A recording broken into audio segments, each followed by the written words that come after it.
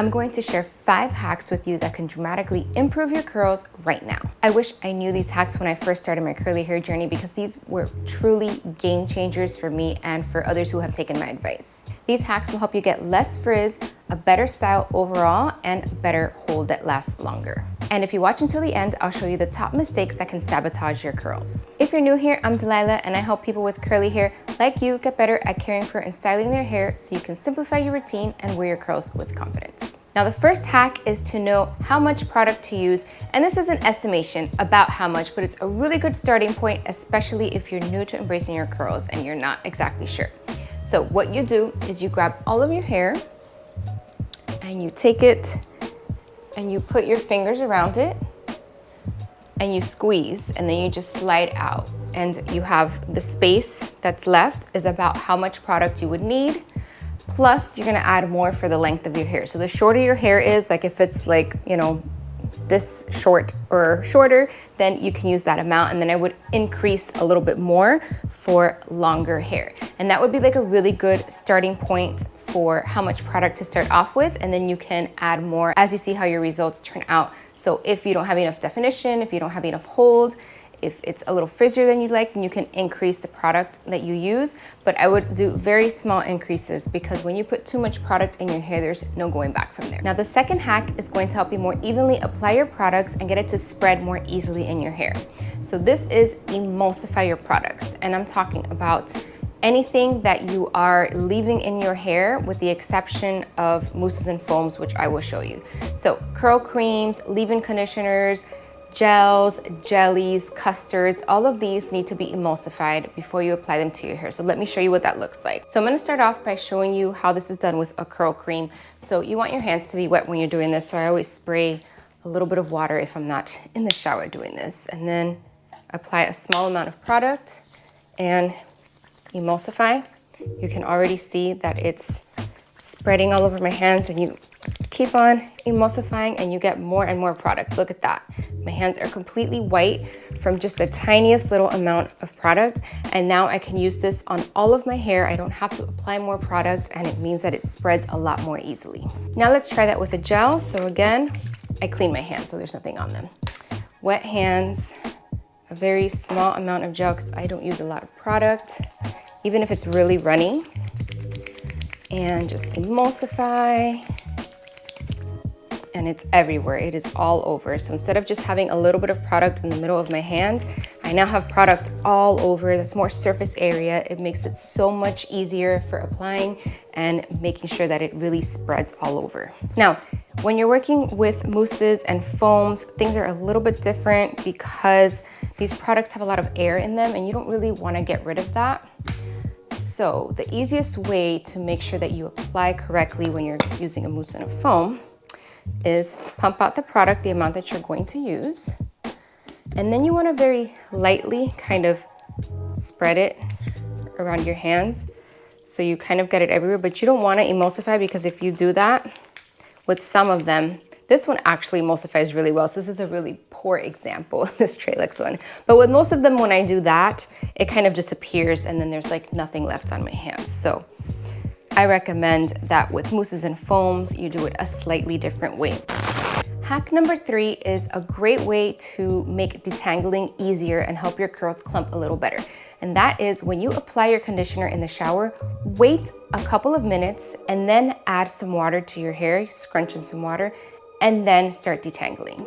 And what that does is it allows your hair first to absorb the product that's in it, the conditioner. So conditioner doesn't work instantly. You have to apply it and you have to wait. And then when you add the water, that really helps to disperse the conditioner, soften your hair even more, and it helps get your brush to glide through your hair even better. So this is gonna make detangling a million times easier than if you just put the conditioner on and start trying to detangle right away. It just doesn't work the same. This has worked so well for everybody that I've recommended it to, so go ahead and try it your next wash day and let me know how that goes for you. So the reason this works is because it's kind of like a modified quickie version of Squish to Condish, which is really popular and an excellent styling method, or it's not really a styling method, it's a conditioning method, but it really helps you cut down on frizz and improve your curl clumps. It's really amazing for hair that is dry and damaged, but we don't all need that, and sometimes we don't want to take the time to do squish to condish. And so this hack where you just let your conditioner sit for a few minutes, add in a little water, like I said, by scrunching in, just scrunch in a little bit of water, wait a few seconds, and then detangle your hair. It works, to me, just as well as squish to condish.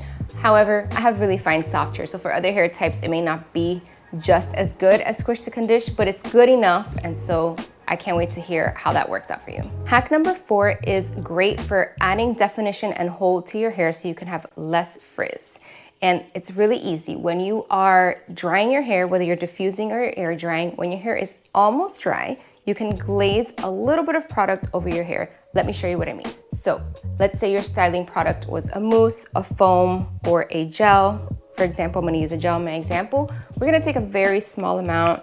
You're gonna wet your hands, always wet your hands before you put product in there. And like a very small amount of product, like I got a pea size. Emulsify like I showed you in tip number 1, 2, I think it was tip 2. And once you have emulsified it, then you will just glaze it very lightly. Glaze the product over your hair and scrunch. And especially in any problem areas that you have, like if you've got a lot of frizz up in the crown root area, you can just glaze like this. And just be gentle because you don't want to break up the clumps, you don't want to cause any frizz. We're just adding a very light layer of styling product when our hair is almost dry, because that really helps to increase the hold, which is really good for curly hair. And that's it, that's how that works. Then you continue drying your hair, whether you're air drying or diffusing. Just continue on as normal. And hack number 5 is to help you avoid wonky curls when you're diffusing. Hover diffuse first before you pixie diffuse. So let me show you what that means. I have my diffuser bowl here, not the whole diffuser, but we'll pretend like it's all here. And so once you're done styling your hair and you're ready to start diffusing, you're going to get your hair dryer with your diffuser and you're going to hover over, especially the ends. So you want to hover over the ends for a couple of minutes, and you want to get that cast to start forming when the hair is kind of falling and it's not being pushed into a wonky shape. That's the whole key, because you can put your hair in here and if you push up, it can make the hair lay unevenly inside of the bowl. And then as you're holding it here, it is drying in that form. And then when you take it out, you've got wonky looking curls. So diffuse for a few minutes first. Once it starts forming a cast, then you can carefully go in and put it in your bowl and start pixie diffusing. But always hover diffuse first if you struggle with wonky curls. That is a really easy way to deal with that. Another thing you can do is stop diffusing before it's fully dry to let it hang back down a little bit and kind of stretch it out so that it doesn't seem as wonky. These 5 simple hacks can really make a big difference in how your curly hair turns out, but you also need to avoid making some of the most common mistakes that I see people make with their curly hair. So if you really want to have success wearing your curls naturally, then watch this video next. It's called Curly Hair Mistakes to Avoid, and you'll learn the most common mistakes that can sabotage your curly hair journey. Just click on the video you see on your screen and I'll see you there.